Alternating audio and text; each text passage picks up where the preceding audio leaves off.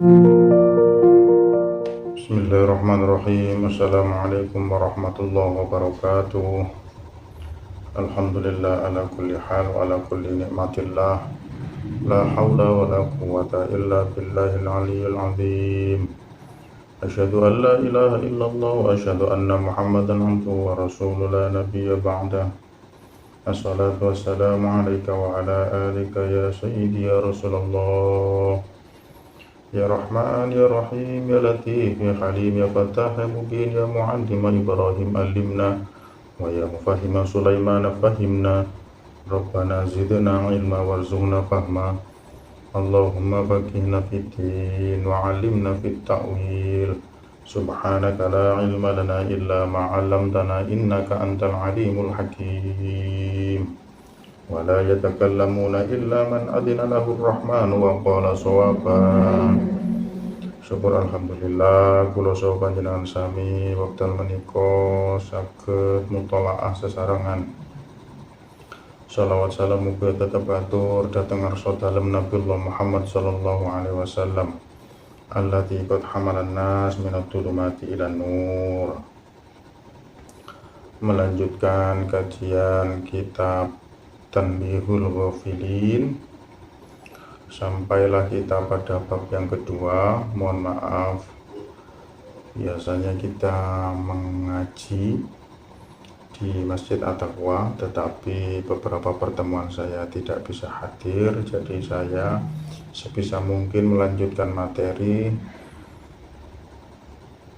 di rumah, dan sebisa mungkin saya dokumentasikan agar terus mengalir bersambung sifat ilmu itu agar terus manfaat kangge anak putu. Bab yang kedua, kitab Tanbihul Ghafilin. Bismillahirrahmanirrahim. Bab utawi iki iku bab haulil mauti, kekuataning pati, gonjang ganjinge mati, dahsyate mati, wasiddatihi lan abot rekasaning mati. Bab ini membahas tentang kematian, berat dan dahsyatnya kematian. Ini bab yang kedua. Di bab yang kedua ini langsung dibuka oleh Al-Faqih Abdul Laits As-Samarqandi dengan menukil satu hadis dari Nabi. Qala al-Faqih Abdul Laits As-Samarqandi rahimahullahu ta'ala, hadatsana Muhammad bin Fadil, hadatsana Muhammad bin Ja'far, hadatsana Ibrahim bin Yusuf, hadatsana Khalil bin Ahmad, hadatsana Husain al-Marwazi, hadatsana Ibnu Abi Abdi an Hamid an Anas bin Malik qala Rasulullah sallallahu alaihi wasallam. Dawuh sinten Rasulullah sallallahu alaihi wasallam, dawuhipun Kanjeng Nabi, man ahabba liqa Allah, man sapane wong ahabba kang demen yoman liqa Allah, lamun ketemu maring Gusti Allah, ahabballahu lahu, ahabballahu liqa'ahu, ahabballah ya demen sapa Allah liqa'ahu ketemu maring man. Tapi waman kariha sapa sapane wong kang geding liqa Allah, lamun ketemu maring Gusti Allah, yo karo Allahu liqa'ahu, bakal geding sapa Allah liqa'ahu ketemu maring man. Tutuking hadis, summa innahum nuli setuhune wong akeh para sahabat, kalu ya ngucap wong akeh sahabat, ya Rasulullah, du Rasulullah, kulluna sekabianing kita niku nakrohu geding kita al maut ing mati. Kanjeng Nabi, lah nek jenengan ngendika sapa sapane wong sing demen ketemu Gusti Allah, tur Gusti Allah ya demen ketemu maring wong kumang. Lho awak dhewe kabeh iki lho gak demen mati, ya napa Kanjeng Nabi? Semanten ugi sapa wonge sing geding ketemu karo Gusti Allah, Gusti Allah ya geding ketemu maring wong kumang. Kanjeng Nabi ngewangsuli napa ingkang dipun aturaken dhateng para sahabat. Qala laisa dzalik bi karahati, duduk kaya ngono sing diarani geding. awakmu kuwabeh gedhe mati ku ya wajar. Kuwabeh wong gak seneng mati. Kuwabeh menungso iku gelem mati, tapi gurung tentu kepingin mati. Mati gelem, tapi kepingin enggak. Nah, ngoten. Karena apa? Karena perihal kematian itu butuh persiapan yang panjang dan banyak. Dan kebanyakan orang belum berani karena belum memantaskan diri, merasa belum pantas diri untuk menghadapi mati. Dados nggih manusiawi, wajar saja ketika orang enggan untuk mati. Itu alasan setiap person itu berbeda-beda. Laisa dzalik bikarohati. Walakinnal mu'mina ing tetapine wong mukmin ida ikhtadara nalikane den tekani pati ja'ahu teko ing mukmin rupane al-basiru malaikat kang gawa kabar bebunga minallahi ta'ala saking Gusti Allah Ta'ala bima kelawan apa-apa yarji'u kang bakal balik yaman ilaihi maring man rupane minal khairi saking keapian. Urusan mati itu ada yang benci, ada yang suka. Tetapi ketika mukmin yang mati,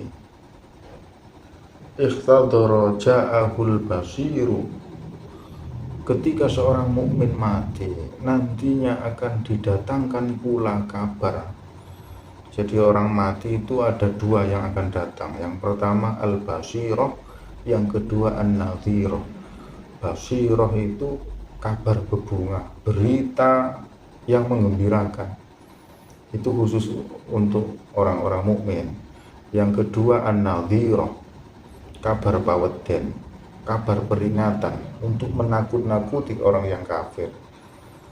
Nah, berita itu sudah jelas gamblang datang ketika mati itu tiba, ketika di injury time, waktu-waktu detik-detik penentuan kita ketika sakaratul maut nanti.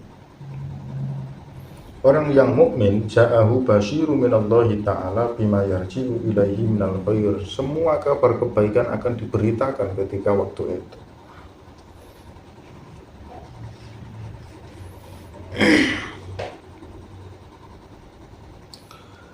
Maka ketika ibu tukula ahabbu ilaihi min liqa'illahi ta'ala.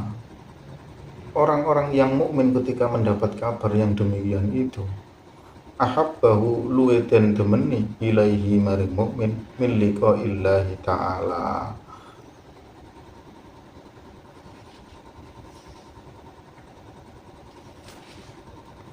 Fa ahabballahu liqa'ahu, maka Allah pun juga suka.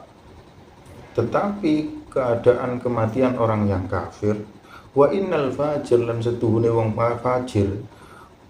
Fajir itu orang yang banyak dosa. Au qala al kafir, utawa wong sing kafir, idza ikhtadara nalikane ketekan pati yo kafir yo fajir, ja'ahu teko ing kafir ing fajir rupane an-nadhiru, kabar paweden. Nah, ini tipe atau tipikal yang kedua. Kalau tadi yang pertama basyiroh itu dikhususkan kepada orang-orang yang mukmin, lantas an-nadhiroh ini dikhususkan untuk orang-orang yang fajir, orang yang kafir ketika meninggal. Bima kelawan apa-apa kuwa yo kafir yo fajir iku sairun bakal bali yo kafir yo fajir ilaihi maring ma minasyarri rupani minasyarri saking keelekan. Maka dia ketika mendapatkan berita seperti itu, ia akan kembali kepada keburukan.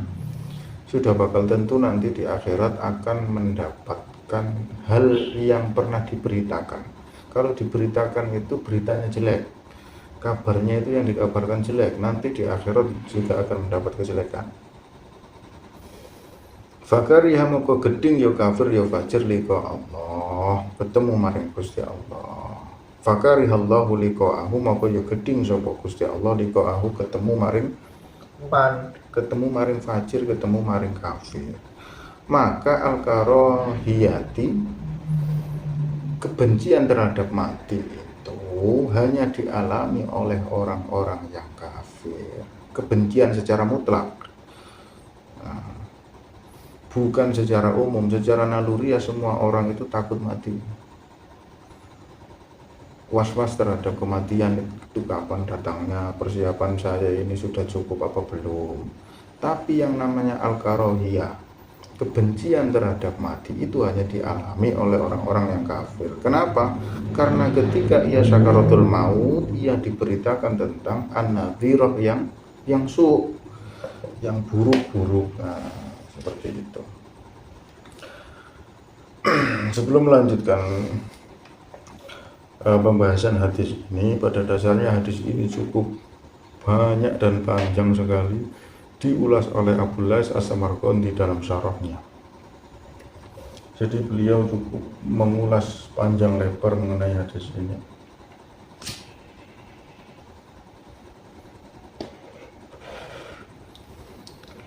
Kita coba gali per kalimat dari hadis yang sudah tersampaikan tadi. Kita kembali ke awal hadis, man ahabba liqa Allah, sapa-sapane wong sing seneng ketemu maring Gusti Allah. Ketemu dengan Allah itu disarai oleh Abul Lais ay al-masira ila daril akhirah. Ketemu dengan Allah alias mati, itu bahasanya di kitab Tanbihul Ghafilin pada bab ini dibahasakan amat sangat sederhana dan cukup ringan. Bertemu dengan Allah itu kan harus melintasi mati, mengalami mati.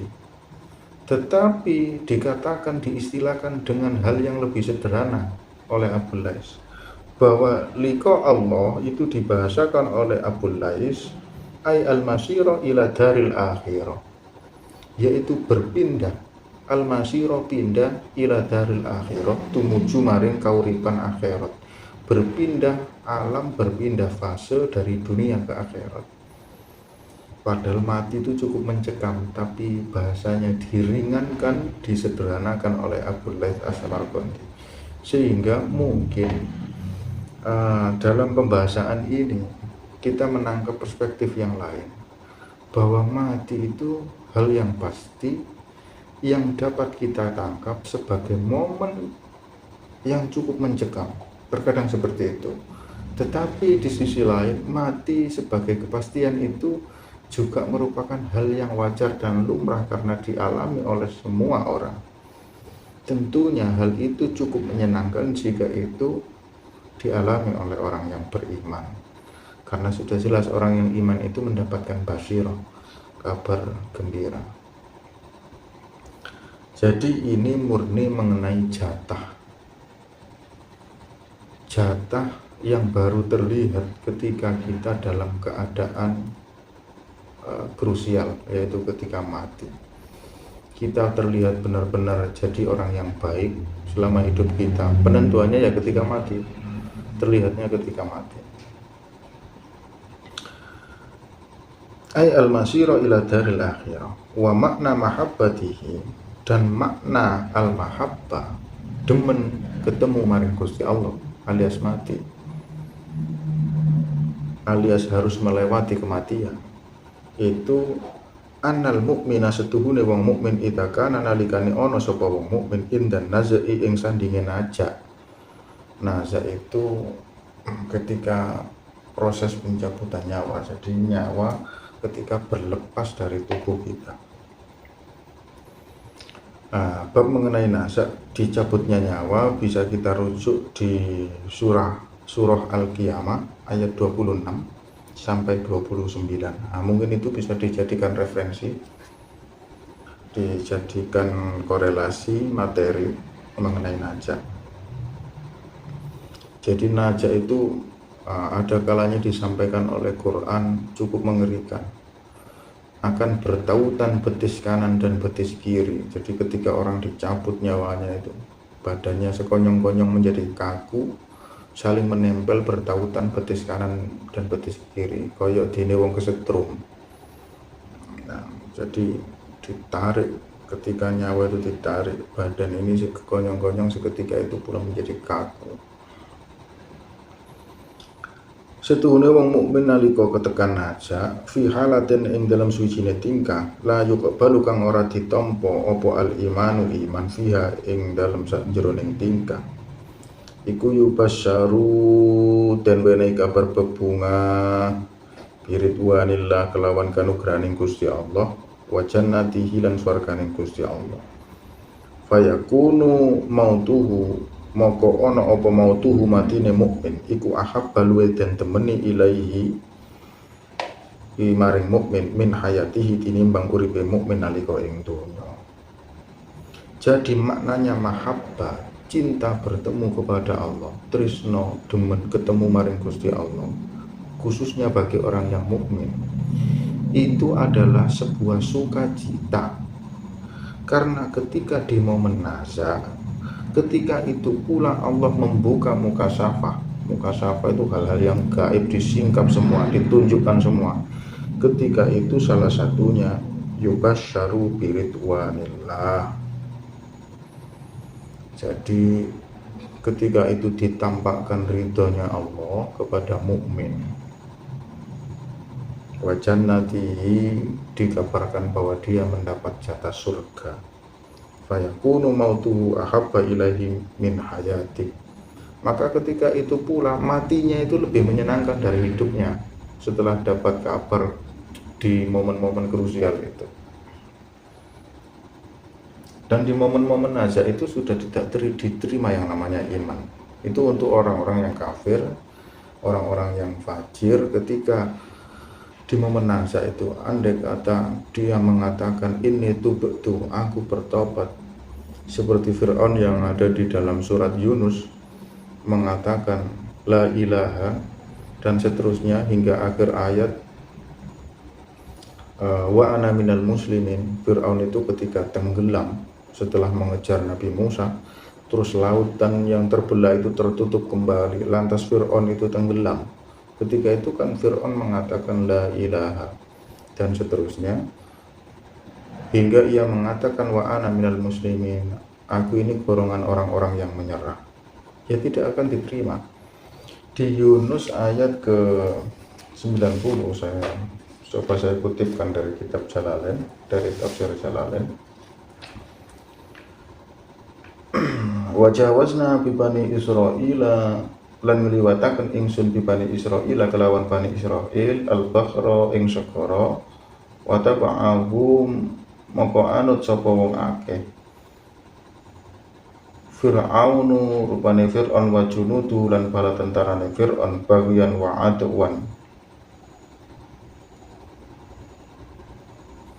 Jadi ketika Fir'aun mengejar Musa, Fir'aun itu mengejar dengan bala tentaranya. Laut itu kemudian menutup kembali hatta idza adrakahul gharqu, sehingga idza adrakahu al-gharqu, nalikane nyusul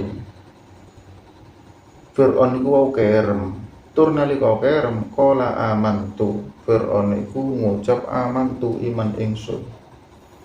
Nah yang seperti itu lantas dilanjutkan annahu la ilaha illal ladina amanat bihi banu Israila wa ana minal muslimin. Aku iki iman saiki, itu dalam kondisi sudah tenggelam. Nah, artinya sudah di injury time, di momen-momen krusial sakaratul maut. Fir'aun itu baru sadar bahwa dia itu bukan siapa-siapa ketika mati itu datang, sehingga dia mengatakan aman tuh. Bahkan di penghujung ayat wa ana minal muslimin dijelaskan oleh Imam Jalalain karrarahu liyuqbala minhu falam yuqbal. Fir'aun itu mengulang-ulangi pengakuannya, aku iman, aku iki iman, aku iki iman, aku iki wong sing pasrah, wong sing wis menyerah saiki Gusti. Tetapi falam yuqbal, hal yang seperti itu tidak diterima. Bahkan yang lebih ekstrim, Imam Jalalain mengatakan wadasa Jibrilu fihi min ham'atil bahr, wadasalan ngeloloake sapa Jibril malaikat Jibril fihi ing dalam cangkeme Fir'aun min hamatil bahr saking lempung endute segara. Jadi ketika Fir'aun itu hampir mengucapkan syahadat, ketika sudah dia mengatakan aku beriman ketika sakaratul maut, kan tidak diterima. Justru dalam masa krusial itu, momen krusial itu, Jibril itu datang nyabuk endute segara dilolohno nang cangkeme Fir'aun. Yang demikian itu mempunyai alasan karena dijelaskan di sini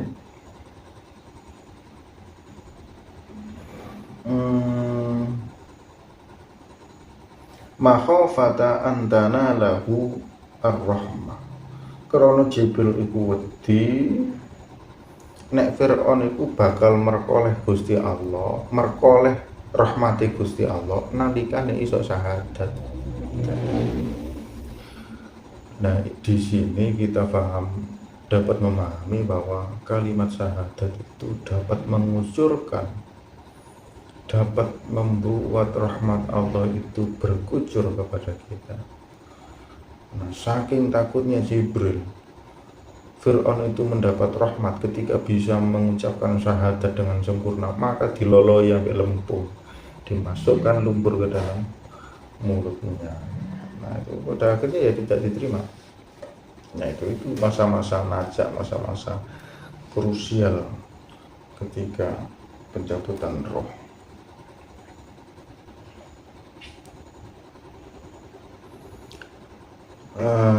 Kelanjutan dari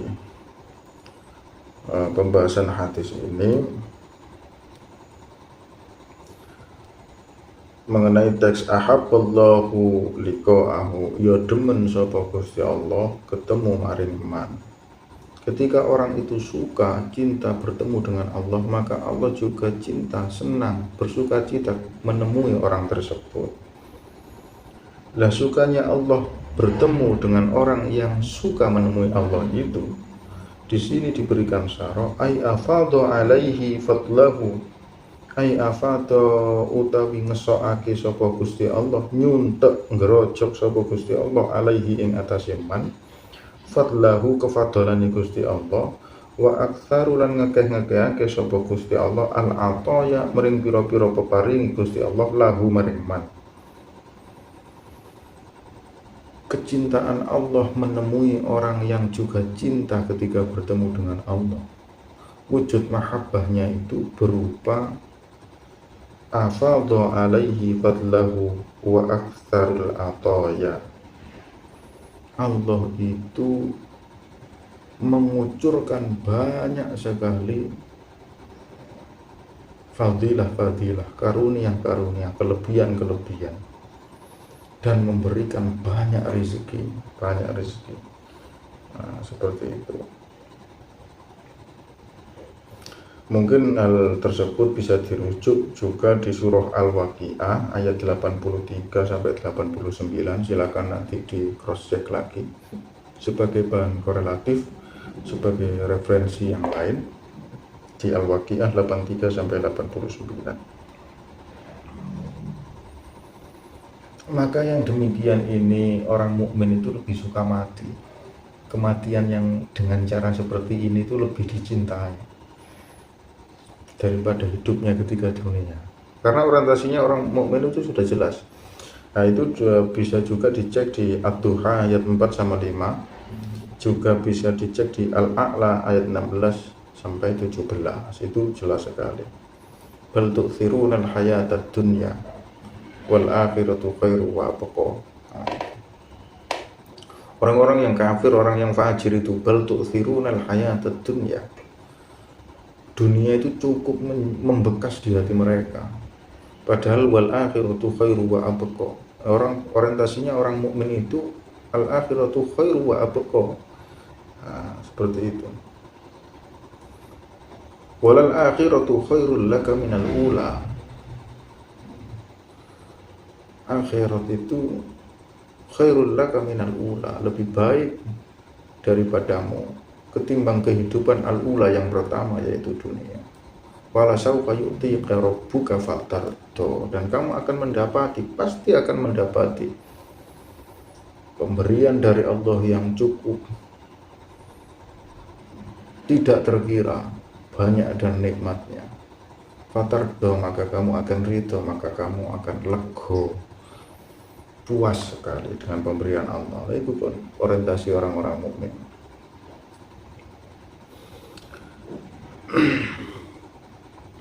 Kita lanjutkan, wa inna ma fassarnahu, lan pastine nafsiri ingsun hu ing hadis bihi kelawan iki lafat li anal mahabbata, krana setuhune lafat mahabbah, pengertene al mahabbah ala ma fassaruha ing atase barang kang padha nafsiri sapa ulama tafsir ha ing lafat iku kelawan mailun nafas, condonge ati.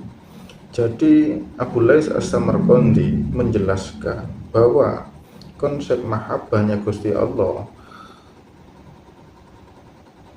sukanya Gusti Allah, demene Gusti Allah, tresnane Gusti Allah ketika bertemu dengan orang-orang yang suka, ketika bertemu dengan Allah itu kan kebanyakan ditafsiri atau diistilahkan sebagai mailun nafas, kecondongan hati. Nah, itu diungkapkan oleh Abu Lais seperti itu. Orang-orang itu banyak menafsirkan bahwa al-mahabbah itu mailun nafas, kecondongan hati. Loh, masa Allah duwe kecondongan hati ning wong mukmin? Ya opo sih? Maksudnya ya opo? Di sini dijelaskan wa huwa utawi lafat mailun nafas iku la yaliku ora patut billahi kelawan Gusti Allah taala, fayuh malu moko nanggungake Allah ing atase Gusti Allah ghayatihi akibate lafat. Jadi pengertian al-mahabbah, cintanya Allah, itu tidak bisa ditafsirkan sebagai mailun nafas, kecondongan hati. Karena ketika mahabbahnya Allah ditafsirkan sebagai mailun nafas, itu akan salah total, salah kaprah. Seakan-akan fi'lullah, pekerjaan Allah itu bergantung kepada makhluk. Seperti itu, padahal tidak. Maka mahabbahnya Gusti Allah itu tidak bisa ditafsirkan sebagai mailun nafas. Milo Abu Lais As-Samarqandi itu mengatakan bahwa mahabbah itu afadu alaihi fadlahu aktsarul atau, ya seperti yang saya sampaikan tadi. Seperti itu. Jadi tidak ada hubungannya kecintaan Allah dan kecintaan hamba, itu tidak ada hubungannya. Jadi cintanya Allah itu tidak dipengaruhi oleh cintanya hamba. Nah, itulah yaliku, tidak patut disandingkan dengan Allah hal-hal yang seperti itu. Tutukanipun hadis wa mangkari halika Allah sapa sapane wong sing geding ketemu maring Gusti Allah karo Allahu lahu liqa'ahu, ya geding sapa Allah ketemu maring man. Lah itu dijelaskan oleh Abu Laits, fa innal kafira maka setuhune wong kafir hina yara nalikane numrapi sapa wong kafir ma'adda lahu barang kang nyepakake sapa Allah lahu maring man, maring kafir, minal uqubati saking pira-pira piwalese, saking pira-pira hukumane, saking pira-pira adabe kafir, ya beki ya padha nangis sapa kafir lidolalihi krana sasare wong kafir, wayakruhu lan geding ya kafir almamata ing mati, fayakrahullahu liqa'ahu maka ya geding sapa Gusti Allah liqa'ahu ketemu maring kafir. Lah mati itu jika dalam perspektif mukmin itu sangat menyenangkan dan indah sekali karena mendapatkan kabar yang baik. Berbeda dengan orang yang kafir, mati itu cukup amat sangat dibenci oleh mereka, karena ketika sakaratul maut mereka tahu segalanya, rahasia gaib telah dibuka bahwa mereka itu akan mendapatkan siksa yang sudah disiapkan oleh Allah. Ya bagi lidolalihi, bahkan mereka akan menangis. Mereka akan menangis itu, ingin kembali ke dunia. Nah, itu bisa dirujuk di surah Al-Mu'minun ayat 99 sampai 100. Bahwa orang kafir itu ketika datang mati, semuanya sudah dibuka berita itu. Mereka ingin kembali ke dunia, ingin melakukan amal soleh lagi sambil menangis-nangis merengek-rengek.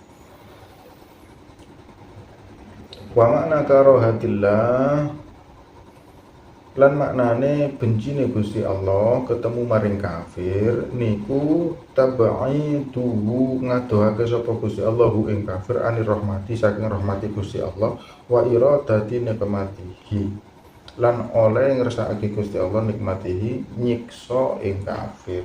Wis dicepakno kabeh siksane, diketokno kabeh. Maka mati itu amat sangat berat bagi orang-orang yang kafir. Nah, ini menurut penuturan Ats-Tsauri, Imam Ats-Tsauri. Hadis yang panjang lebar tadi dengan syarahnya diimbui lagi oleh penjelasan Ats-Tsauri. Laisa maknal hadithi ora ono utawi iki maknane hadis. Yen annahum setuhune mahabbai wong akeh, demene wong akeh liko Allah ketemu maring Gusti Allah iku sababun dadekake sebab hubillahi lahum demene Gusti Allah lahum maring wong akeh. Jadi rasa cinta orang-orang yang mukmin ketika bertemu kepada Allah itu tidak bisa mendikte rasa cintanya Allah kepada manusia. Ketika Allah cinta ya cinta saja.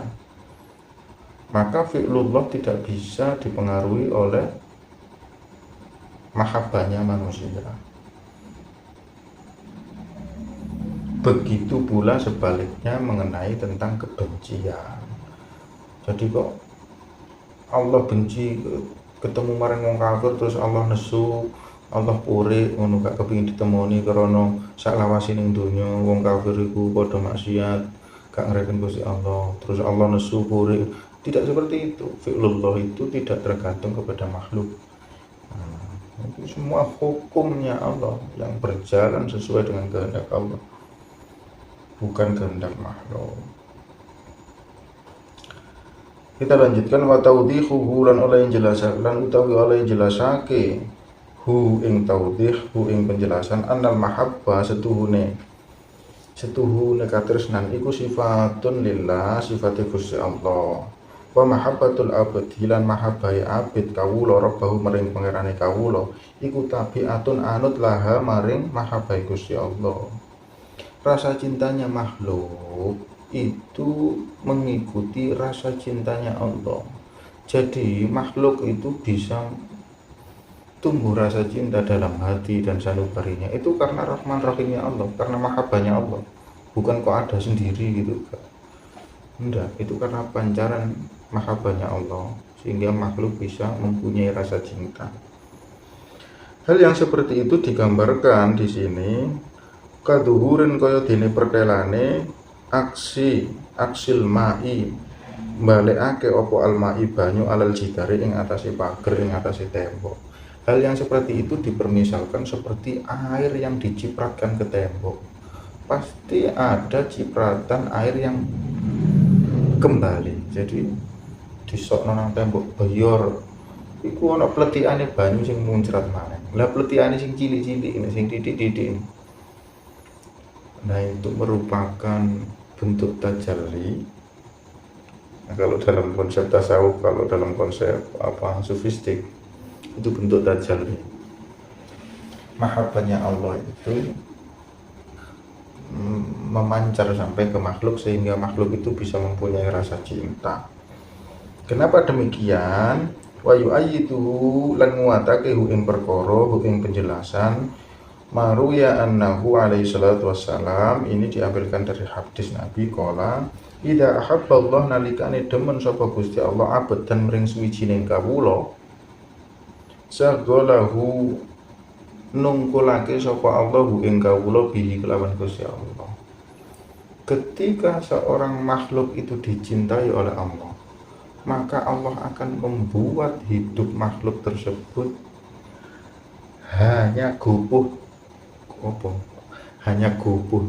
hanya dipenuhi dengan berpikir tentang Allah, itu saja. Ketika Allah cinta kepada sebuah makhluk, kepada salah satu makhluk itu dibikin ribet hidupnya, Maksudnya ribet itu dipenuhi pikiran dan hatinya Allah, Allah, Allah, orientasinya hanya Allah saja, gitu. Dipenuhi perasaan dan pikirannya hanya berorientasi kepada Allah, seperti itu. Nah, saya kira itu hal yang bisa saya sampaikan dalam kajian kali ini. Semoga dapat membawa manfaat. Kurang lebihnya mohon maaf apabila banyak kekurangan, banyak hal yang masih kurang mungkin, tapi semoga hal ini membawa berkah, manfaat kepada kehidupan kita. Kita tutup dengan kafarah majelis. Subhanallah. Astagfirullahaladzim, astagfirullahaladzim, astagfirullahaladzim, innahu huwal ghafurur rahim. Billahi fi sabilil haq, fastabiqul khairat. Wassalamualaikum warahmatullahi wabarakatuh.